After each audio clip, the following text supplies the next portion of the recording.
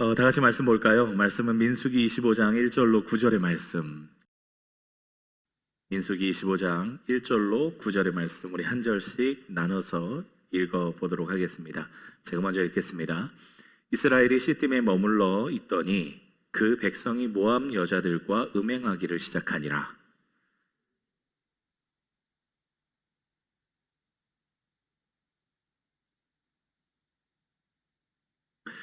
이스라엘이 바알브올에게 가담한지라 여호와께서 이스라엘에게 진노하시니라.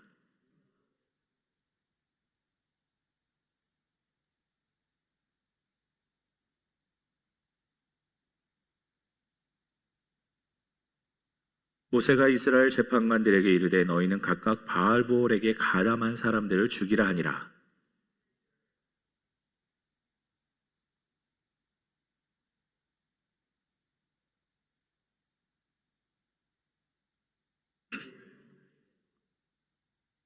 제사장 아론의 손자 엘르아살의 아들 비느하스가 보고 회중 가운데에서 일어나 손에 창을 들고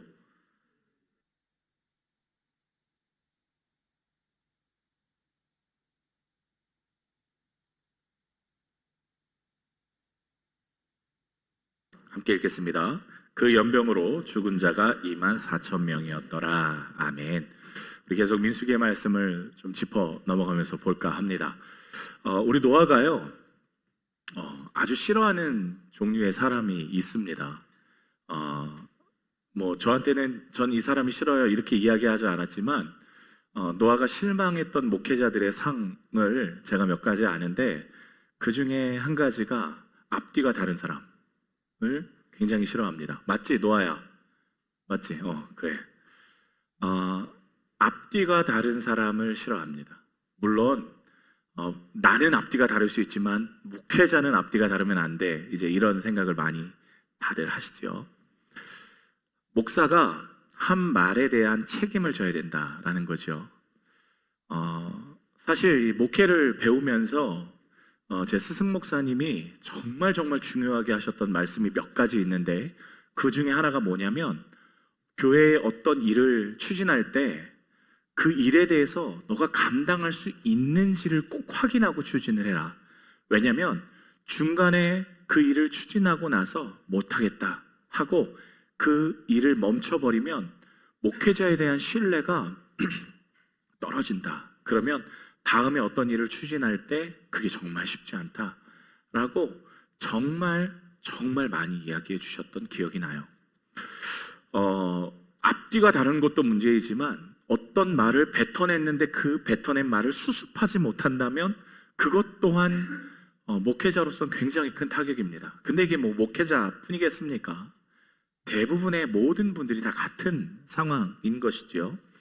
그런데 여러분, 하나님이 말씀을 하셨는데 그 말씀이 워낙 하나님은 전지전능하시고 완전하신 분이잖아요. 하나님이 말씀하셨는데 그 말씀을 지키지 않으셨다면 여러분, 그 하나님이 믿을 만한 분일까요? 아니, 한낱 목사가 말을 했는데 그걸 지키지 않는다 그러면 사람들은 평가하죠. 저거 못 믿을 인간이야.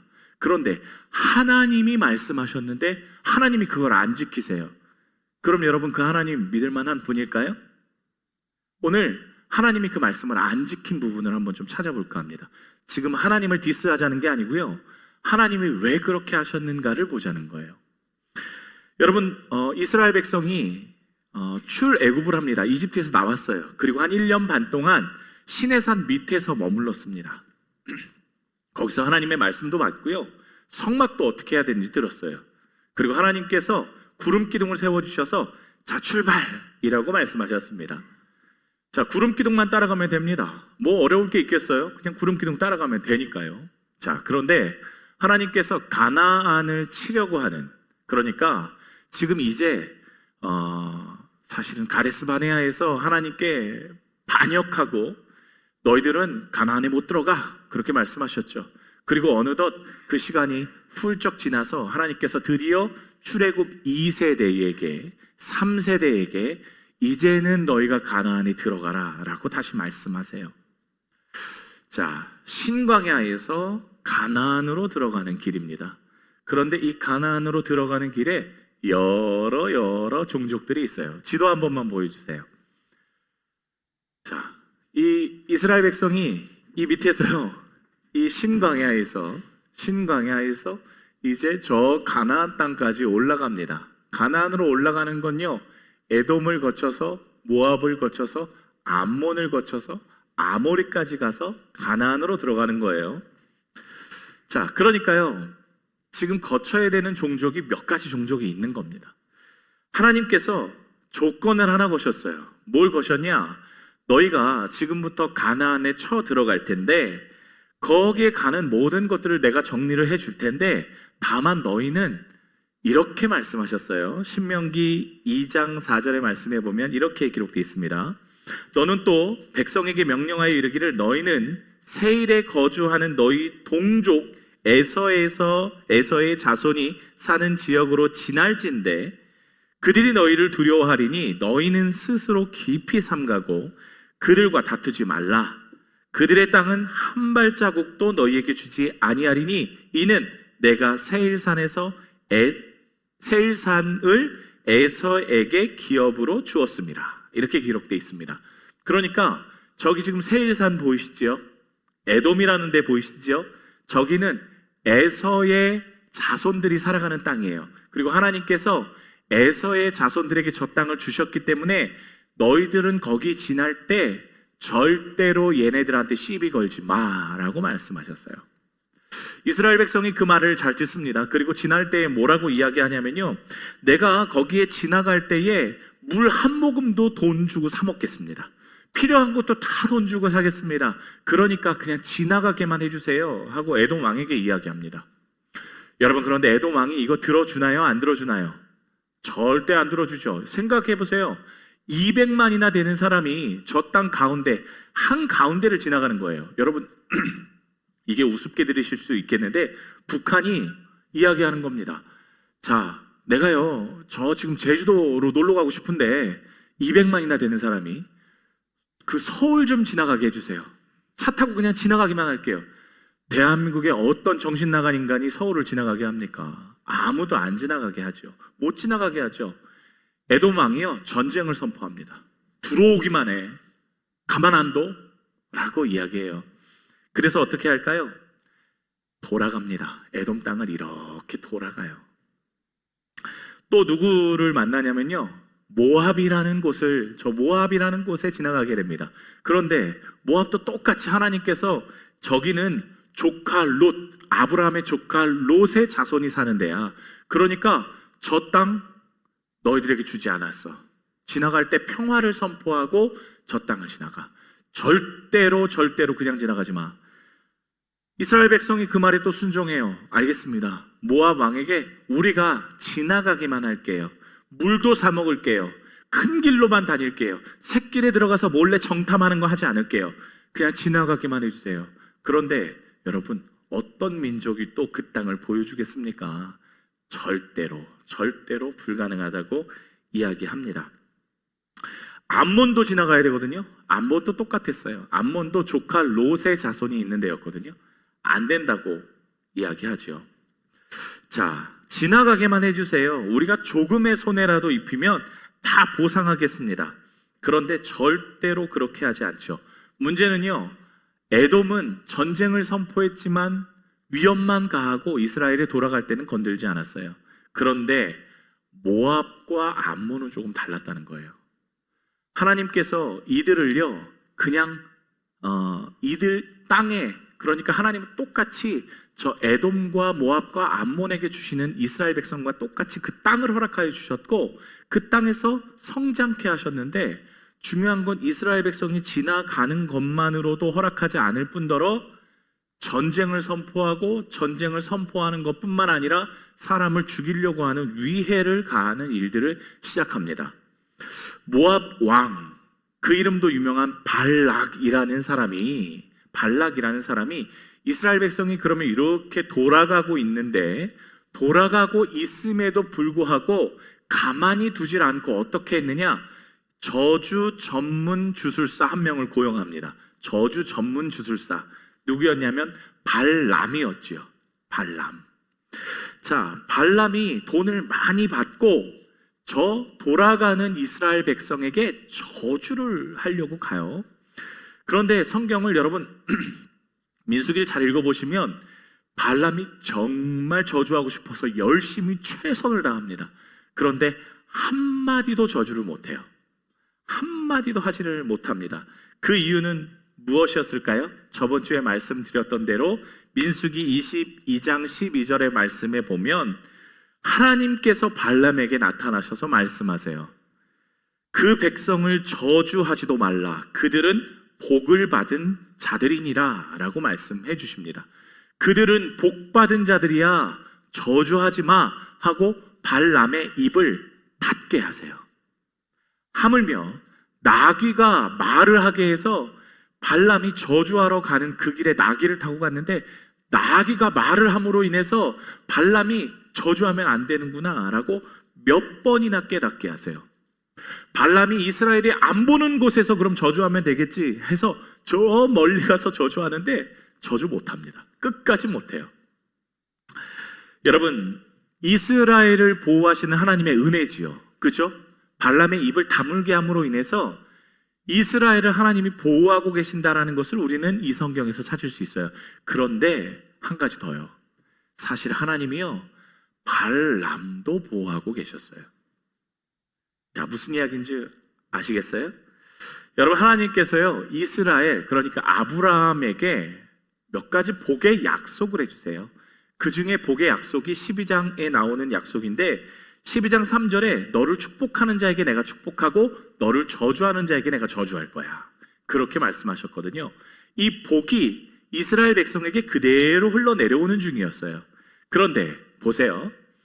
이스라엘을 축복하는 자에게 축복하고 내가 축복할게. 이스라엘을 저주하는 자에게 내가 저주할 거야. 여러분, 하나님의 축복을 받으면 어떤 일이 일어날까요? 감당 못하겠지요. 하나님의 저주를 받으면 어떻게 될까요? 여러분, 어떻게 뼈가 남아납니까? 발람이 이스라엘을 저주하려고 해요. 그런데 하나님이 그 입을 막으세요. 그 말뜻은 발람의 생명을 하나님이 건지고 계신다는 뜻이에요. 왜냐하면 그 저주가 하나님의 저주로 쏟아질 것이기 때문에. 그리고 발람이요, 재밌게도 이스라엘을 축복해요. 그러면 어떻게 될까요? 하나님이 발람에게 축복해 주시겠다라는 약속이 그대로 이루어지는 일들이겠죠. 여러분, 발람이 어디까지 가는 줄 아십니까? 이스라엘을 축복하는데 참 기가 막힌 축복을 해줘요. 민수기 24장 16, 17절의 말씀인데 이게 발람이 이스라엘에게 축복한 축복문이에요. 한번 보시겠어요? 민수기 24장 16, 17절의 말씀입니다. 여러분, 이건 굉장히 중요한 말씀이에요. 한번 보시면 좋겠습니다. 우리 같이 한번 좀 찾으셨으면 같이 읽을게요. 시작. 하나님의 말씀을 듣는 자가 말하여 지극히 높으신 자의 지식을 아는 자, 전능자의 환상을 보는 자, 엎드려서 눈을 뜬 자가 말하기를 내가 그를 보아도 내가 그를 바라보아도 가까운 일이 아니로다. 한 별이 야곱에게서 나오며 한 규가 이스라엘에게서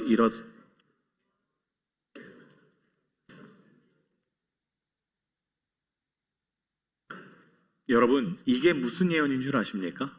이게 메시아 예언이에요. 이스라엘에게서 메시아가 나올 것이다. 아니, 저주 전문 주술사 입에서 축복을 하게 하시는데 그냥 축복이 아니라 저 지나가는 이스라엘에게서 메시아가 나올 거야. 이런 예언을 하게 하세요. 이 예언은요, 다윗 왕을 상징하기도 하고요, 나아가서는 예수님까지 이어지는 메시아의 예언이에요. 자, 이 이야기를 지금 저주 전문 주술사가 하고 있습니다. 그리고 이 축복을 발람이 받게 되겠죠. 얼마나 기쁘겠습니까? 이스라엘은 흥왕하고 나 저 저주해줘, 이스라엘 저주해줘 라고 하는 그 나라는 오히려 패망하게 된다라는 이 저주를 발람이 하고 있으니까요. 그리고 이 일이 이제 끝납니다. 24장 25절에 보면 도저히 안 되는 걸 알았어요. 야, 저 민족은 하나님이 보호하시기 때문에 도저히 저주할 수 없구나 하고 발람이 일어나 자기 곳으로 돌아가고 발락도 자기의 길로 갔더라 하고 이 일이 끝난 줄 알았어요. 그런데 갑자기 25절에 오니까 무슨 일이 일어나냐면 모든 게 끝난 게 아니라는 것을 확인할 수가 있습니다.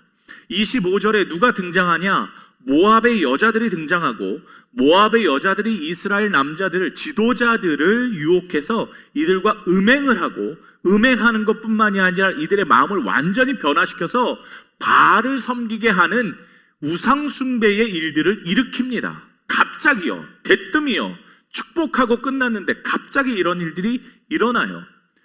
여러분, 이 일이 왜 일어났을까요? 사실은 우리가 이 민수기를 끝까지 읽어보면 이 일이 왜 일어났는지 그 이유를 알 수 있지만 이 상황에서 25장까지만 본다면 왜 일어났는지 잘 감을 못 잡습니다. 여러분, 31장 16절에 가보시면 이 일이 왜 일어났는지 기록하고 있습니다. 왜 일어났냐면 제가 읽어드려 볼게요. 보라, 이들이 발람의 꾀를 따라 이스라엘 자손을 부올의 사건에서 여호와 앞에 범죄하게 하여 여호와의 회중 가운데서 연병이 일어나게 하였느니라. 그러니까 뭐냐면 발람과 발락이 헤어질 때 그냥 헤어진 게 아니라 발람이 발락에게 이렇게 이야기한 거예요. 주술사가 왕에게, 모압 왕에게 이렇게 이야기했어요. 도저히 내가 저들을 축복할 수 없습니다. 왜냐? 여호와 하나님이 그들을 보호하고 계시기 때문에 이들을 저주할 수 없습니다. 저주하는 방법이 불가능합니다 라고 이야기를 해줘요. 그러나 한 가지는 가능할 것 같아요. 제가 지금 이 흐름을 보니까 요거는 가능할 것 같아요 하고 발람이, 주술사가 모압 왕에게 한 가지 힌트를 주는데 그게 뭐냐면 하나님이 직접 개입하셔서 하나님이 저들을 치게 만드는 방법은 있을 것 같아요 하고 알려줍니다. 그게 뭐냐? 하나님이 가장 싫어하는 일을 이들이 하게끔 하세요. 여러분, 하나님이 가장 싫어하는 게 뭘까요? 우상숭배입니다. 우상숭배는 음란입니다. 즉 음란과 우상숭배를 같이 하게 만드는 것. 모압의 여인들을 투입시켜서 저들을 간음하게 하고, 여러분, 그렇게 투입된 사람들은 대부분 다 신전 창녀들이었거든요. 간음하게 해서 저들을 우상숭배하게 하면 됩니다. 그런데 성경에 보면 지도자들이라고 기록되어 있어요. 두령들. 그러니까 지도자들을 간음하게 만들고, 간음하게 만들 뿐만 아니라 바알을 섬기게 만들어서 이스라엘의 지도자들 우두머리들을 쑥떡 날아가게 함으로 저들이 망하게 만들 수 있겠습니다 하고 발람이 발락에게 꾀를 내어 알려준 거예요. 그리고 그 일이 실제로 아주 유효하게 정타가 들어가죠.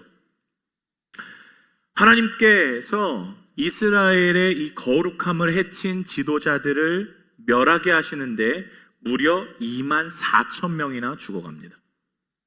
연병이 일어나고 또 지도자들을 실제로 죽이게 하셔서 24,000명이 목숨을 잃어요.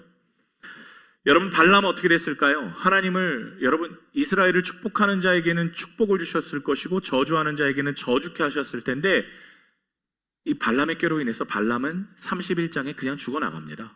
저주를 그대로 당해요. 자, 문제는 제가 지금 이 이야기를 드린 이유는 지금부터가 문제인 거예요. 하나님께서요, 이 일로 인해서 결단을 하세요. 도장을 찍으세요. 절대 이거는 변개하지 않을 거야 하고 말씀하신 게 한 가지 있습니다. 이 사건 때문에요. 그게 뭐냐면 신명기 23장 3, 4절의 말씀에 보면 하나님께서 이 사건 때문에 절대로 허락하지 않을 것이라고 말씀하신 게 있어요.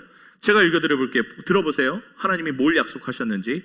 암몬 사람과 모압 사람은 여호와의 총회에 들어오지 못하리니 그들에게 속한 자는 10대뿐이 아니라 영원히 여호와의 총회에 들어오지 못하리라.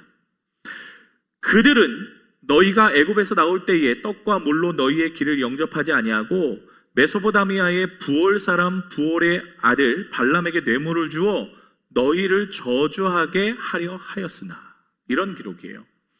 보통 여러분, 여호와의 총회라는 것은 여호와의 성전에 들어가는 것을 말해요. 이방인들도 여러분 성전에 들어갈 수 있었죠? 그렇죠? 성전에 들어갈 수 있었어요. 하나님을 예배할 수 있었어요. 여러분, 헤롯 성전 같은 데 가보면 이방인의 뜰이라고 해서 거기까지는 들어갈 수 있었어요. 그리고 하나님을 예배할 수 있었습니다. 그리고 원래 그 전에는 그럼 못 들어갔냐? 아니요. 이방인들도요, 오늘 기록하고 있잖아요. 10대, 그러니까 이스라엘 백성이 아닌데도 불구하고 이스라엘과 함께 하나님을 믿겠다고 결정을 하면 10대가 지나면 이들도 이스라엘 백성이라고 여겨졌어요. 이스라엘 안으로 들어갔다고요. 하나님 앞에 예배했다고요.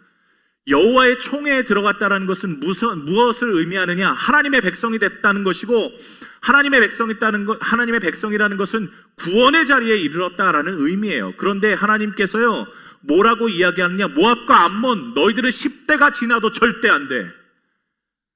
너희들은 하나님의 총회에 들어갈 수 없어. 너희들은 저주받은 민족이야. 너희들은 내 백성 아니야. 이런 뜻입니다. 하나님의 구원의 문을 닫아버리셨다는 거예요. 너희들은 예배할 가치도 없어. 하나님이 화가 잔뜩 나신 거죠. 여러분, 절대자이신 하나님께서 선포하셨습니다. 불가능하다고요. 안 된다고요. 절대로 그럴 일 없다고요.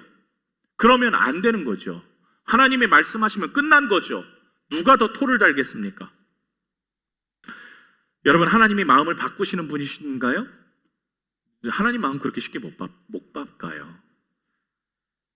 여러분, 하나님이 얼마나 고집스러운 분이신 거 여러분 다 잘 아시잖아요. 어렸을 때 하나님 사랑하고요, 하나님 선교사 되고 싶어요. 이 이야기 어렸을 때 철없을 때 얘기했던 걸 들으시고 다 컸는데 막 선교사가 되게 하시는 거예요. 하나님이 아주 고집스러운 이상한 영감이세요. 그래서 선교사 됐어요. 하나님은요, 잘 안 바꾸세요. 하나님은요, 실수를 얘기한 것도 오케이 알았어, 그리고 막 되게 하세요. 하나님은 그런 분이세요. 암몬과 모압은 여호와의 총회에 들어오지 못한다. 끝난 거죠. 가능성 제로입니다. 끝난 거예요. 그런데 하나님이 이 말씀을 번복하세요. 번복하세요. 언제요? 하나님이 말씀을 번복하시는 경우가 몇 가지가 있거든요. 그 중에 여러분 일전에 한번 말씀드렸죠. 레위기에서 하나님께 드려지는 제사는 피로 속죄하는 제사다라는 것을 규정하셨어요. 그래서 피를 흘려야만, 생명으로만 그 죄가 사함을 받았는데, 레위기의 제사 중에 속죄제, 그러니까 죄사함의 제사를 오직 피를 흘려야만 함에도 불구하고 뭐까지 열어놓으셨나요? 소제, 곡식으로 드리는 제사까지 하나님께서 눈 질금 감고 그래, 오케이, 그렇게 하자라고 말씀하셨어요. 비둘기 2마리도 잡을 힘이 없는 사람들, 집비둘기 2마리도 가져올 능력이 없는 사람들에게 그래, 그러면 소제로 너의 죄를 사해줄게 하고 하나님의 원칙을 깨세요. 여러분, 곡식 가져오라고 했는데요, 지금의 단위로 하면요 2리터 페트병에 담긴 곡식 정도 수준이에요. 2리터, 여러분 그거 얼마나 하겠어요? 지금 여기 베트남에 하면 2-3천 원이면 사겠죠. 그 돈도 없어도 하나님께서 오라고 하는 거예요. 오라, 내가 너를 용서해 줄게. 그런데 하나님의 원칙을 한 번 더 깨시는 일이 오늘 일어나는데요, 그게 뭐냐? 바로 한 여인의 신앙 고백 때문에 하나님이 이 원칙을 깨세요. 그 이름도 유명한 누굴까요? 룻이라는 여인이에요. 여러분, 룻이라는 여인 다 아시죠? 엘리멜렉과 나오미가 결혼을 해서 2 아들을 낳는데 가뭄이 들어요. 그래서 어디로 내려가느냐? 모압으로 갑니다. 모압으로 가요. 모압에서 한 10년 동안 사는데요, 2 아들에게 장가를 보내는데 모압 여인들에게 장가를 보내요. 그리고 불행하게도 엘리멜렉 남편이 죽고요, 2 아들도 다 죽어버립니다. 그래서 며느리들 보고 야, 너네 동네로 돌아가라 라고 이야기하고 나는 내 살던 곳으로 갈게 이야기하죠. 그런데 첫째 며느리는 쏙 빠져나가는데 둘째 며느리인 룻은 어떻게 합니까? 룻은 어머니, 저는 어머니를 떠나지 않겠습니다 하고 끝까지 따라 나서는 장면이 있습니다. 여러분, 이 여인 어느 사람이었어요? 모압 사람입니다. 모압 사람이에요. 모압 여인인데요, 이 여인이 어머니에게 뭐라고 고백하는 줄 아십니까? 룻기 1장 16절, 그 유명한 이야기잖아요. 룻기 1장 16절에 여러분 이 여인이 뭐라고 고백합니까? 룻이 이르되 내게 어머니를 떠나며 어머니를 따르지 말고 돌아가라 강건하지 마십시오. 어머니께서 가시는 곳에 나도 가고 어머니께서 머무시는 곳에 나도 머물겠나이다. 어머니의 백성이 나의 백성이 되고 어머니의 하나님이 나의 하나님이 되시리니. 이 이야기에 여러분 어떤 일들이 일어납니까? 하나님께서 이 여인을 하나님의 백성 삼는 스토리가 룻기 안에 들어가 있어요. 이 여인을 통해서 어떻게 일어납니까? 이 여인을 통해서 다윗 왕의 탄생이 일어나요. 다윗 왕의 증조모잖아요, 룻이. 다윗 왕을 통해서, 그 가문을 통해서 누가 일어나요? 예수 그리스도가 일어나요. 그러니까 모압 여인, 절대로 무슨 수를 써서라도 들어올 수 없는 그 모압 사람을 통해서 하나님께서 어떤 계획을 세우세요? 구원의 문을 여는 일들을 나타내세요. 여호와의 총회에 들어오지 못할 것이다. 절대로 불가능할 거야. 있을 수 없는 일이야. 그렇게 규정하셨음에도 불구하고 이 여인을 통해서 다윗 왕을 또 메시아를 나타내는 일들을 허락하십니다. 왜요? 뭐 때문일까요? 이 여인의 고백 때문에 그렇습니다. 당신의 하나님이 나의 하나님입니다. 이 한마디의 고백에 하나님이 심쿵하세요. 심쿵. 여러분 너무 바보 같지 않습니까?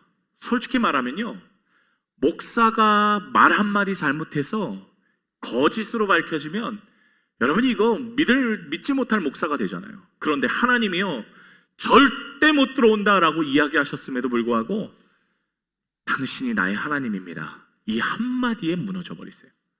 그리고 이 여인을 하나님의 백성 삼아주세요. 왜 그럴까요? 나의 무흠함도 깨지는 이 순간에 하나님이 뱉은 말을 취소하시는 이유는 딱 하나, 이 말이 너무 좋은 거예요. 당신이 나의 하나님이에요. 하나님, 당신이 내 하나님이에요. 이게 너무너무 좋으신 거예요. 어느 정도로요? 내 말을 뱉어낸 그 말을 다시 돌려낼 수준까지 좋으시대요. 하나님 자존심 그런 거 없습니다. 여러분, 내 새끼가 돌아온다는데 자존심 세울 부모 도대체 어디 있겠습니까? 이 말씀을 곰곰이 읽어보면서 묵상하면서 누가 제일 먼저 떠오르는지 아십니까? 저는 그랬어요. 탕자의 아버지가 떠오르더라고요. 자존심이 어디 있어요? 내 새끼가 돌아온다는데. 여러분, 탕자의 아버지 다 잘 아시잖아요. 누가복음 15장에 기록되어 있는 탕자의 아버지. 여러분, 아버지의 유산을 내게 주소서 하고 나간 자식이 이게 도대체 뭐 이쁘다고요. 그런데 아버지의 유산을 달라는 건 아버지가 번듯하게 살아있음에도 불구하고 당신 죽은 거야 하고 아버지를 무시하는 행위였어요. 그런데 그 자식 새끼가 나 아버지의 품꾼으로 삼아달라고 하는 그 이야기에 반응하잖아요. 그리고 아직도 거리가 먼데 아버지가 보고 이렇게 보니까 저거 내 새끼예요. 측은히 여겨 마당말로 뛰어나갑니다. 그리고 그 아들을 껴안습니다. 아버지의 체면, 여러분, 아버지가 내 새끼가 돌아왔는데 그런 게 어디 있습니까? 여러분, 이 말씀 잘 읽어보시면 참 재밌는 게 있어요. 아들이요, 16절의 말씀에 보면 나를 당신의 종의 하나로 보소서 라고 이야기하는데요, 아버지가 이 이야기 안 듣습니다. 안 들리는 거예요. 아버지가 귀를 막아버리세요. 그리고 종들에게 이야기합니다. 빨리 가서 옷 갖고 와. 빨리 가서 신발 갖고 와. 빨리 가서 도장 갖고 와. 그렇게 말해요. 가장 좋은 옷 갖고 와라. 좋은 거 갖고 와라. 그렇게 말합니다. 여러분, 첫째 아들이 이 소식을 듣고 불평을 많이 하잖아요. 그런데 종들이라고 달랐겠습니까? 아들이 불평할 정도면 종들은 난리 난 거예요. 야, 저 아버지가 미쳤나? 저렇게 하고 나간 저 아들을 도대체 뭘 이쁘다고 받아주냐고 하면서 막 불평했을 거예요. 저 불효막심한 놈을 아니 그냥 받아주는 아빠가 어딨냐고. 적어도 몇 년 동안은 고생시키고 나서 뼈저리게 알게 하고 나서 받아줘야지. 그렇게 불평했을 거예요. 그런데 아버지가요, 돈것 같아요. 그냥 받아줘요. 그리고 뭐까지 하는 줄 아십니까? 잔치를 베풉니다. 왜일까요? 왜일까요? 그건 아버지로서 아들의 존재만으로 그를 받아주기 충분하기 때문에 그래요. 여러분, 오늘 모압 사람은 절대 안 된다고 말씀하셨죠. 그런데 룻의 한마디, 당신의 하나님이 내 하나님이 될 거예요. 이 한마디에 하나님의 마음이 사그라들어요. 쫙 녹아버려요. 그리고 하나님께서 이를 수용하십니다. 그래, 내가 널 받아줄게. 당신의 하나님이 나의 하나님입니다. 당신의 그 아버지가 내 아버지입니다. 당신은 나의 구원자이십니다. 여러분, 이 고백이 좀 우리에게도 있었으면 좋겠어요. 우리가 아까 찬양할 때요, 여러분 어떻게 찬양하셨을 줄 저는 잘 모르지만 오늘 이 말씀을 준비하면서 하는 찬양이 저에게 참 소중했어요. 왜냐하면 하나님이 우리가 드리는 찬양을 너무너무 기쁘게 받으실 거라는 확신이 생겼어요. 야, 이거 그냥 허투루 하면 안 되겠구나. 야, 이 찬양 그냥 우리가 매일매일 부르는 그런 고백으로 하면 안 되겠구나. 하나님, 당신은 우리의 왕입니다. 당신은 나의 아버지십니다. 우리 이렇게 쉽게 이야기하는데, 야, 이거 하나님의 심쿵 포인트구나. 더 많이 해야 되겠다. 더 열심히 해야 되겠다. 더 많이 선포해야 되겠다. 그런 생각이 계속 드는 거예요. 여러분, 이 고백이 우리 안에 좀 있었으면 좋겠어요. 하나님, 당신은 나의 하나님입니다. 당신은 나의 아버지십니다. 여러분, 하나님이 이것만으로 우리를 수용해 주세요. 이것만으로 우리를 자녀 삼아 주세요. 그렇다면 우리가 못할 이유가 없죠. 더 많이 하나님께 고백하고 여러분의 삶에서 하나님을 찬양하고 하나님이 나의 구원자이심을 밝히 드러내는 그러한 일들이 여러분 안에 계속 일어나기를 주님의 이름으로 축복합니다.